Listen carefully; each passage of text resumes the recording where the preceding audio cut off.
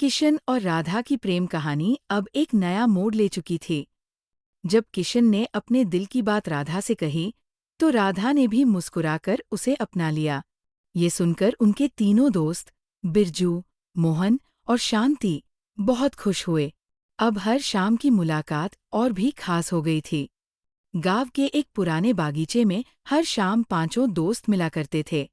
वहीं आम के पेड़ के नीचे बैठकर हंसी-मजाक, सपने और आने वाले दिनों की बातें होती।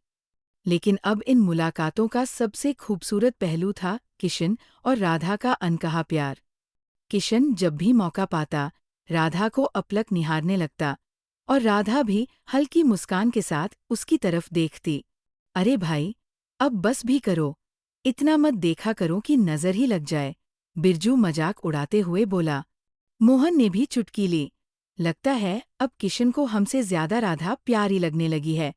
शांति ने राधा के पास जाकर धीरे से कहा, बताना, कैसा लग रहा है? अब तो कोई छुपाने की जरूरत नहीं। राधा बस शर्मा जाती और नजरें झुका लेती।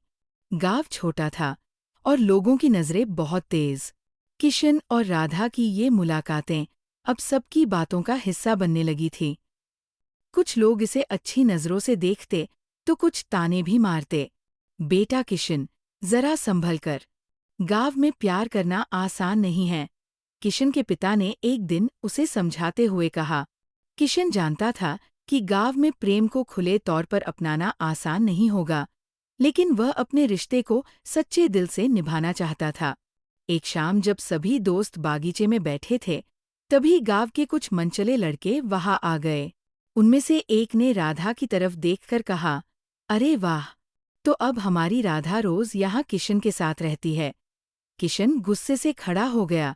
अगर दोबारा राधा के बारे में कुछ गलत कहा, तो अंजाम अच्छा नहीं होगा। अरे रे, देखो जरा, कितना प्यार करता है, लड़कों ने हंसते हुए कहा और चले गए। बिरजू, मोहन और शांति भी गुस्से में थे, लेकिन किशन ने उन्हें शांत किया। अब तक तो बस दोस्ती थी, लेकिन अब किशन और राधा को अपने रिश्ते को लेकर एक नए संघर्ष का सामना करना था। दोनों जानते थे कि उनका प्यार सच्चा है, लेकिन समाज और परंपराओं के सामने इसे साबित करना एक चुनौती थी।